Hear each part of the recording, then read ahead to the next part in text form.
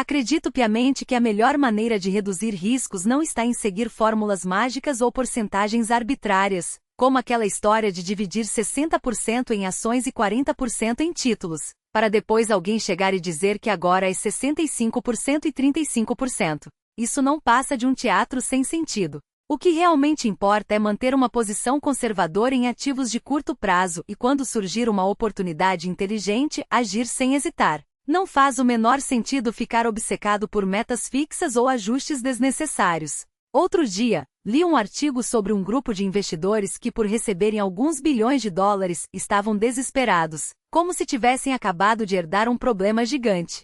Achei até graça. Esses caras não precisam de advogados, consultores ou salvadores da pátria. Eles são mais espertos do que qualquer um que tente vender soluções para problemas que nem existem. Quem está em apuros, na verdade, são os vendedores de ilusões, aqueles que tentam convencer os outros de que precisam deles. Muita coisa que se vê por aí, quando o assunto é alocação de ativos, não passa de marketing barato e jogadas para fisgar incautos. A verdade é que a maioria dos profissionais do mercado financeiro vive de assustar as pessoas. Eles dizem que se você não seguir suas orientações vai se dar mal.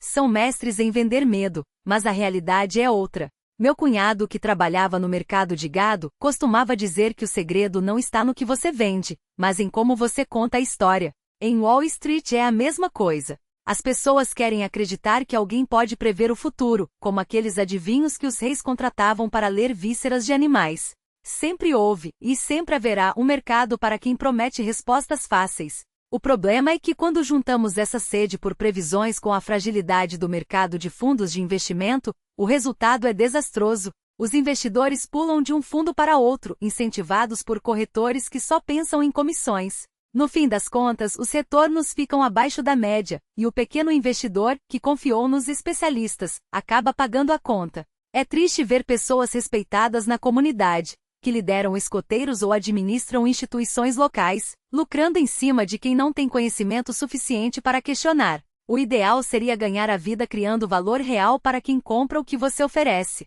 Mas infelizmente ninguém parece se importar em montar um cassino financeiro, desde que dê lucro. Se funciona, por que não? Afinal, caçar oportunidades faz parte da emoção de investir. A grande lição é que boas oportunidades não aparecem todo dia. Quando você encontra uma que realmente entende e que tem potencial, não pode desperdiçá-la com diversificação desnecessária. A ideia de que investidores inteligentes precisam espalhar seu dinheiro em dezenas de ativos é uma loucura ensinada nas escolas de negócios, mas que não se sustenta na prática.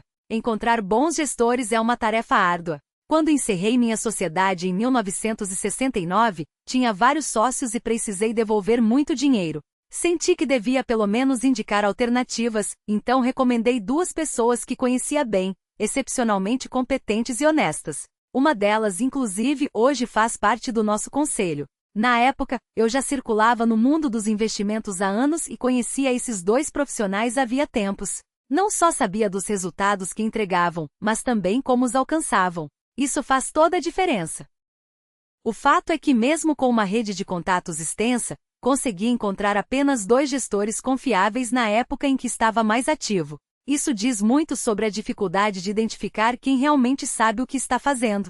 Posso garantir uma coisa: quem passa o tempo cortejando investidores institucionais raramente resiste ao teste do tempo, seja em competência ou em integridade. Encontrar um bom investimento não é fácil, mas com paciência e um olhar atento, dá para identificar oportunidades. Às vezes, basta estar atento ao que acontece ao redor. Alguns anos atrás, enxergamos potencial em títulos de alto risco, assim como em outras ocasiões, quando as ações estavam baratas. Não é todo dia que surge uma chance assim, mas, quando aparece, é preciso agir. Muitas pessoas aqui já investiram em empresas como a Berkshire e sabem que não precisavam de diversificação para lucrar. Eu mesmo coloquei dinheiro nela. Oportunidades não aparecem toda semana, e quem acha que sim acaba perdendo dinheiro, porque sempre vai ter alguém vendendo uma versão pior da mesma ideia.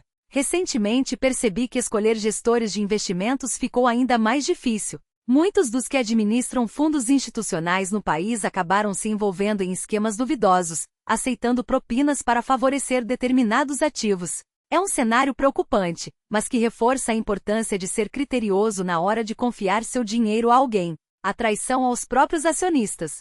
Imagine alguém chegando até você com uma proposta assim: tem um plano infalível. Vamos simular um acidente com minha mãe e dividimos o dinheiro do seguro? Parece absurdo, não é? Mas foi exatamente isso que aconteceu, e um número surpreendente de pessoas topou.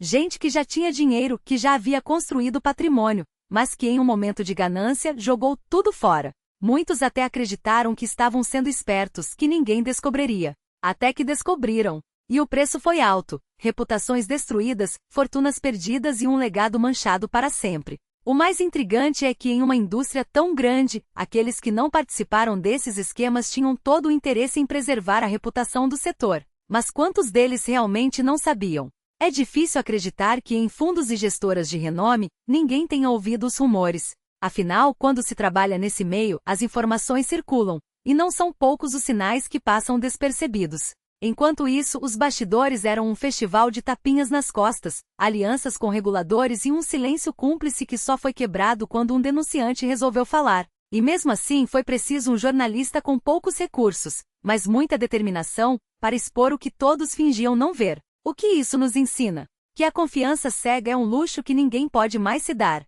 Não importa o tamanho da instituição ou o brilho do nome no mercado.